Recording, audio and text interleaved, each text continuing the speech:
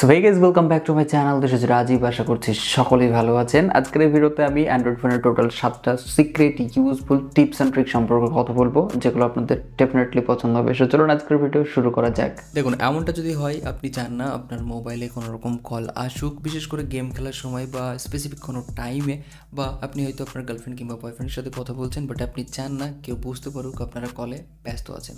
So এমনটা যদি হয় তাহলে আপনি আপনার ফোনের ডায়াল প্যাডে গিয়ে কল ফরওয়ার্ডিং সেটিংসে চলে যান, বা আপনার ফোনের সেটিংসে যাওয়ার পর সার্চ বারে গিয়ে লিখুন কল ফরওয়ার্ডিং সেটিংস, দেন কল ফরওয়ার্ডিংয়ে চলে যান। এরপর সিম সিলেক্ট করুন, দেন ভয়েসে ক্লিক করুন। এখানে দেখবেন বেশ কয়েকটি অপশন রয়েছে। আপনি যদি চান আপনার ফোনে কোনো রকম কল না আসুক তাহলে অলওয়েজ ফরওয়ার্ডে ক্লিক করুন। এরপর এখানে এমন একটি নাম্বার এন্টার করুন যেটি এক্সিস্টই করে না, বা এমন নাম্বার যে নাম্বারে কল করলে পাওয়া যায় না।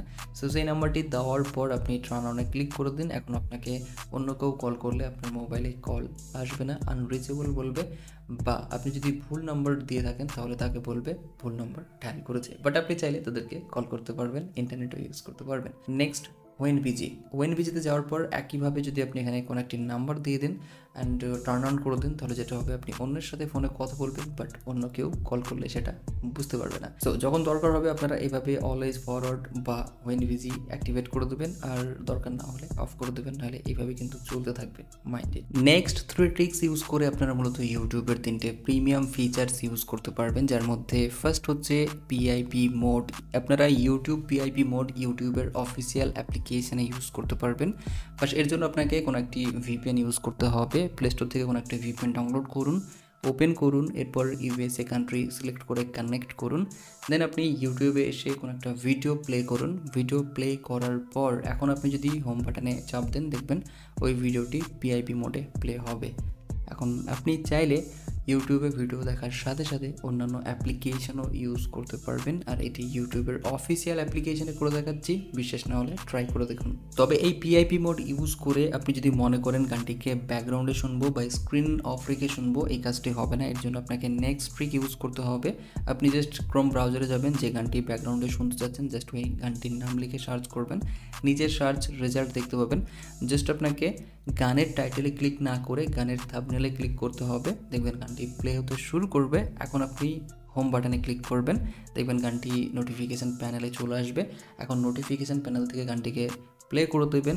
এরপর আপনি যদি আপনার ফোনের স্ক্রিন অফ করে দেন, তারপরেও দেখবেন গানটি কিন্তু ব্যাকগ্রাউন্ডে প্লে হতে থাকবে। এখন যদি আপনার দরকার হয় কোনো করার, তাহলে আপনি ওই ভিডিও লিঙ্কটিকে কপি করুন, এরপর ক্রোম ব্রাউজারে পেস্ট করে দিন, দেন লিঙ্কে ক্লিক করবেন, দেখবেন ভিডিওটি প্লে হবে।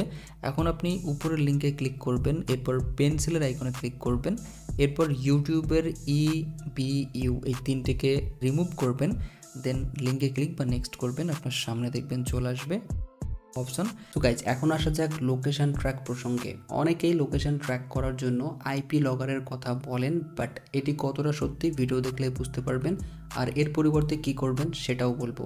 সো আমরা সবার প্রথমে আইপি লগারে যাব, এরপর কোনো একটা ইমেজ লিঙ্কে কপি করে পেস্ট করবো। সো আমি এখানে ক্যাট ইমেজ লিঙ্কটিকে কপি করে পেস্ট করে দিচ্ছি। লিঙ্ক শর্ট করব।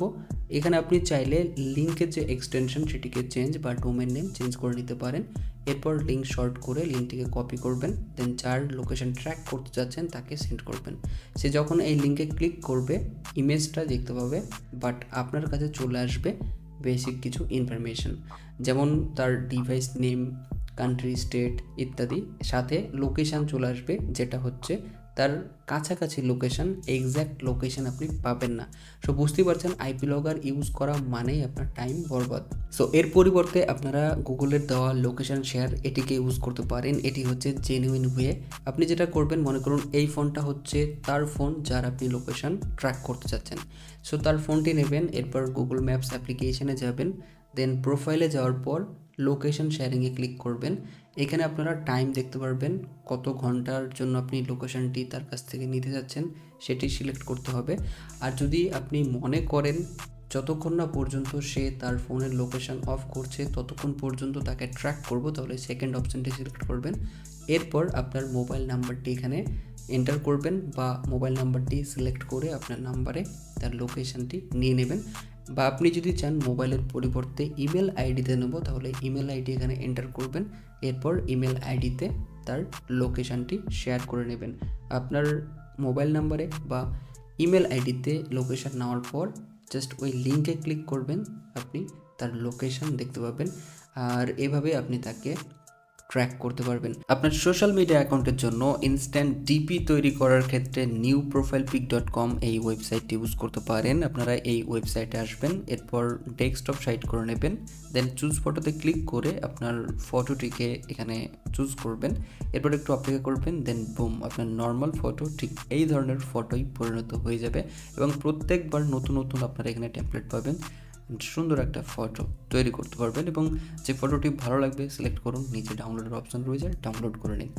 বাট এই সাইটে যদি আপনার মন না ভরে তাহলে আপনি pfpmaker.com এই সাইটটি ইউজ করতে পারেন। এখানেও আপনাকে আগের মতো ফটো চুজ করতে হবে, এরপর দেখবেন যে আপনার ফটো সুন্দর সুন্দর ডিপি এই সাইট ক্রিয়েট করে দেবে, যেটা আপনি সিঙ্গেল ক্লিকে ডাউনলোড করে আপনার সোশ্যাল মিডিয়া অ্যাকাউন্টে ইউজ করতে পারবেন। সো গাইজ, নেক্সট ট্রিক বড়ই ইন্টারেস্টিং। এর আগে দেখিয়েছিলাম কিভাবে ফাইলের এক্সটেনশন চেঞ্জ করে সেটা ভিডিও থেকে MP3 করা যায়, বাট এটা একটু আলাদা। বিষয়টি দেখাচ্ছি, তাহলে বুঝতে পারবেন।